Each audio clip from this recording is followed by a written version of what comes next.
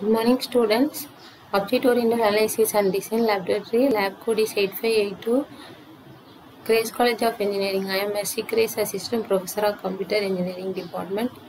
So our 15th exercise is Student Information System.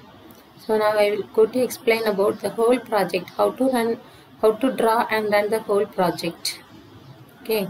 So before that I explain each and every single diagrams for a single project.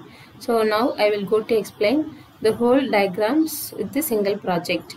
So our single project is Student Information System.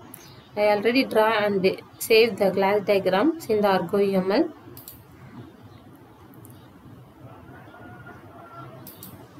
This is our class diagram for the Student Information System.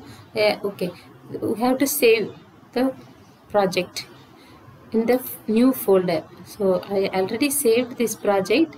You have to give save project as. Okay, save project as create new folder. The folder name is Student Information System. Inside the Student Information System folder, I am saved the class diagram.yml. Okay, already I saved class diagram.yml. Okay, next, so I already saved, so just I ignore this step. Next, you have to create new use case diagram. Okay, use case diagram you draw like this, user and use cases. So you save this project. Save project as within the folder Student Information System. I'm giving the name use case dot YAML. Save. Okay, then I have to create new sequence diagram. So new sequence diagram. I'm clicking on the new sequence diagram. You can draw sequence diagram like this. You have to save this project. File save project as within the Student Information System folder. You have to save this diagram in the name of sequence diagram.yml. Okay. Next we have to create the collaboration diagram. Or whatever they ask in the question paper, you have to draw the diagrams. They will not ask all the diagrams for the single project. In the questions, they will ask some diagrams only.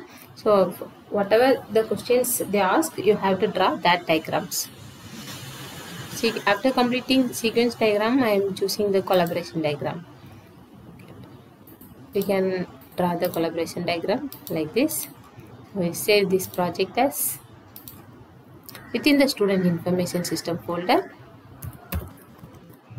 The file name is collaboration diagram.yml. Okay. Next we have to create the activity diagram. This is the state chart diagram. So we can draw state chart diagram like this. We have to save the project as within the Student Information folder. The file name is state chart diagram.yml. So I'm teaching you how the whole diagrams running in the single project. So I'm drawing the whole diagram for the single project Student Information System. Next, the activity diagram. We know very well how to draw the activity diagrams. I explained in the before videos. We'll save project as within the Student Information System folder. We have to save this diagram in the name of activity diagram.yml. Any name you can give for the folder and files and all. You can give any name, not this name. It is not mandatory. Next, we have to draw the deployment diagram. We have to save this diagrams in the folder of Student Information System in the name of deployment.yml. Save.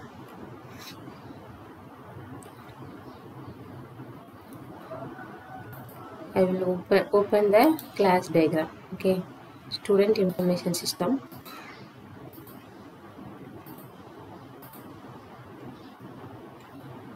student.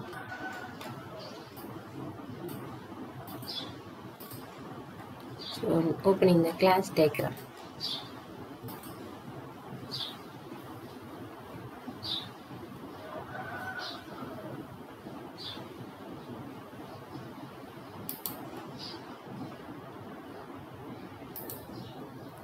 Students, class diagram open பண்றேன். Open student information systemல class diagram. So class diagram open ஆகுது. So இதுதான் single project. I am opening the class diagram. Open project. Within the student information system folder, I am having all the diagrams, all the UML diagrams.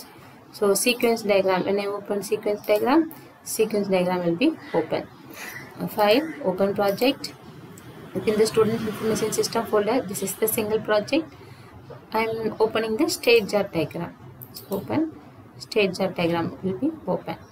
Okay, now we will go to generate code. For that, I am opening the class diagram.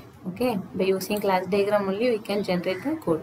So class diagram, you have to go to the tools, generation, generate all classes. So which language you want, you have to choose the language. I want Java language programs, so I am selecting Java programs. Whatever you want, other things, other language also you can select. For the class name, student and address, we will go to generate the Java language programs. So browse, you should create the output directory. Okay, I already create the output directory, student information system folder. Then the students information system folder, I am creating the Java code output folder. So that folder I am selecting. Okay, you have to create new folder. Then the student information system folder for the output process. So I am selecting the Java code output folder. So next we have to click on the generate button.